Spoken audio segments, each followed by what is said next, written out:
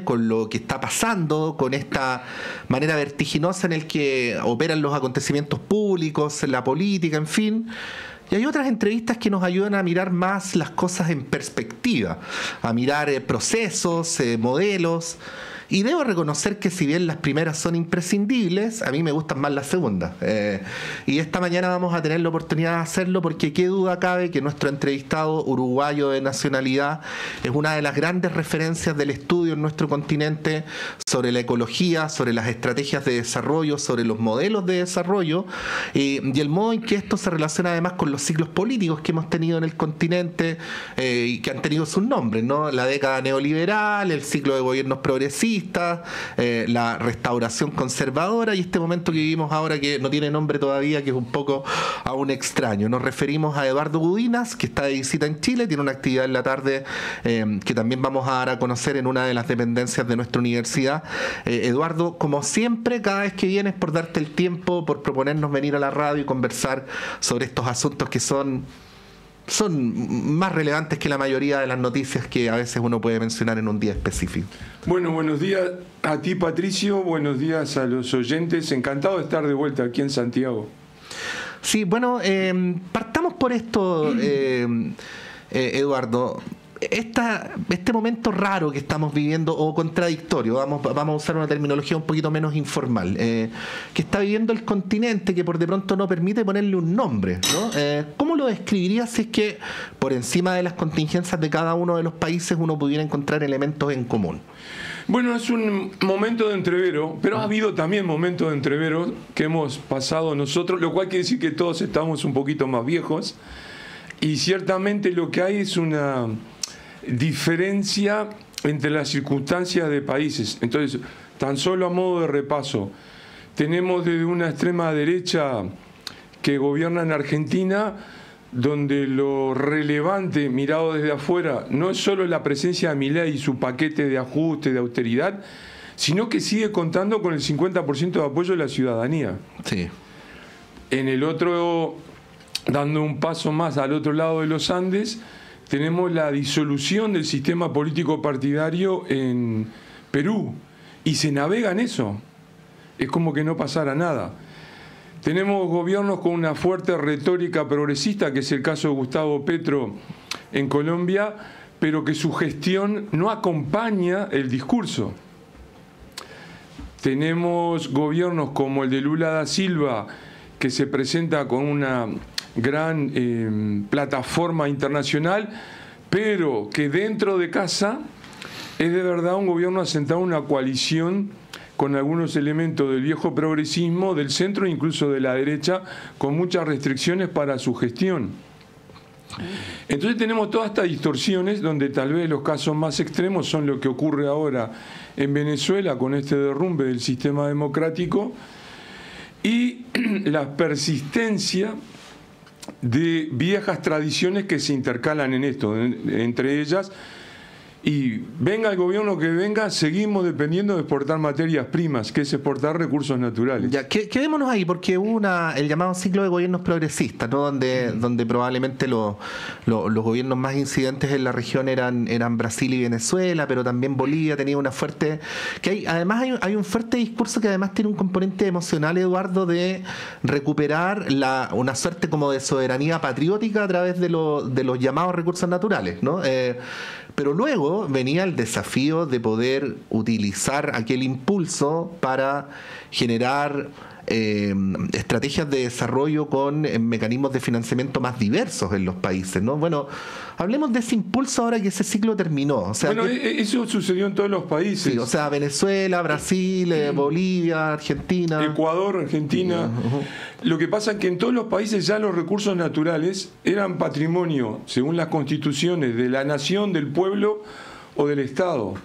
Entonces, más tarde o más temprano, esa explotación, sea el cobre, sea el estaño, sea la soya, sea el petróleo, terminaba en acuerdo con empresas transnacionales o empresas estatales que luego le vendían al mercado global. Entonces, si bien la instrumentalización era diferente, el reparto del dinero cuando había altos precios en las materias primas también era diferente, la lógica del funcionamiento era la misma.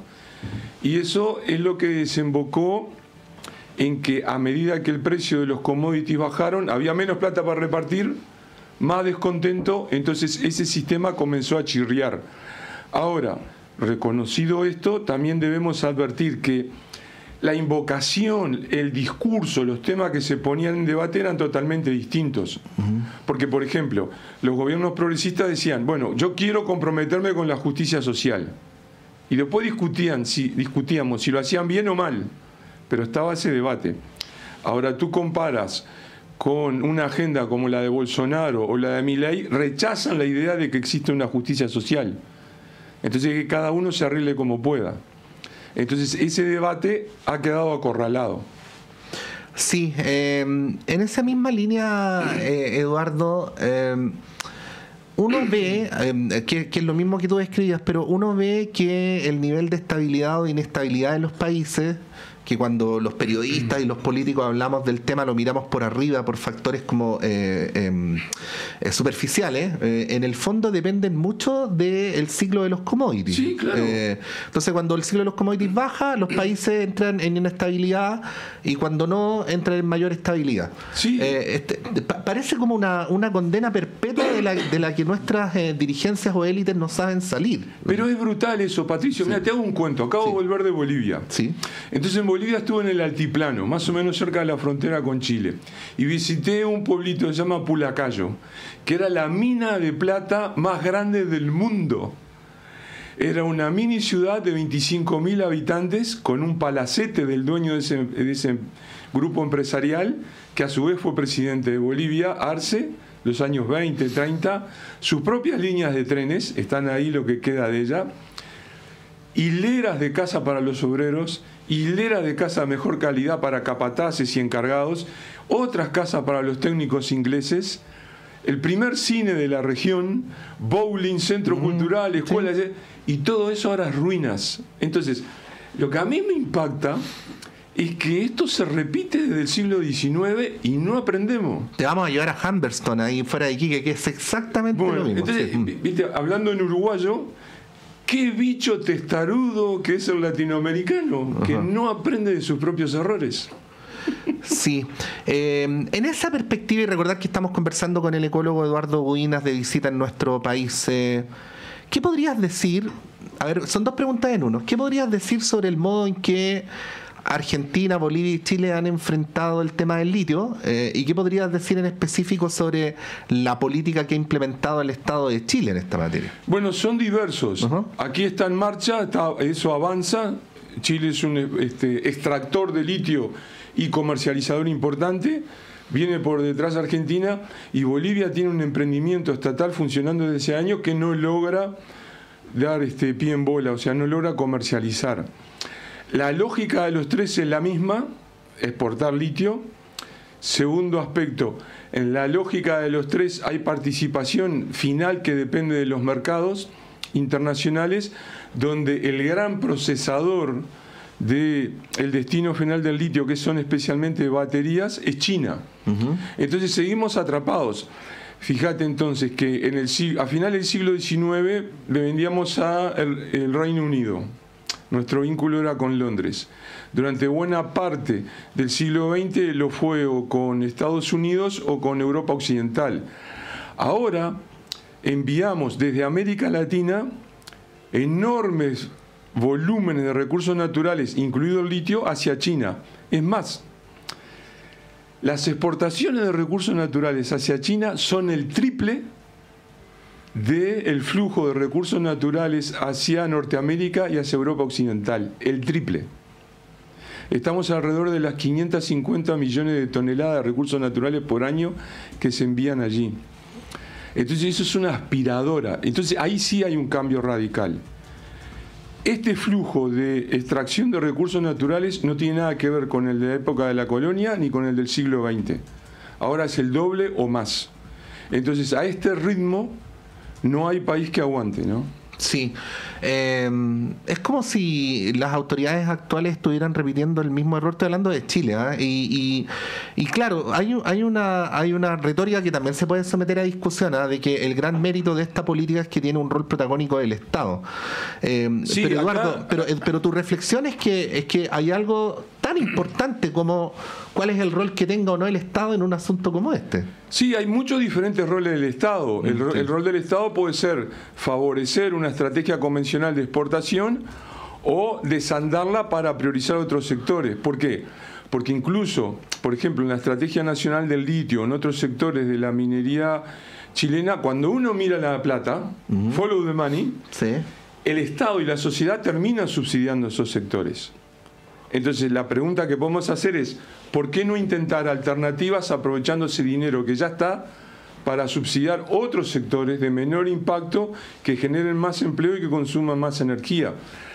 Acá, siguiendo con esto, así como nosotros exportamos recursos naturales al norte, también hay un problema persistente de lo que podríamos llamar estar atrapados en pensar bajo las formas de pensar y de sentir que nos viene de esa visión occidental convencional.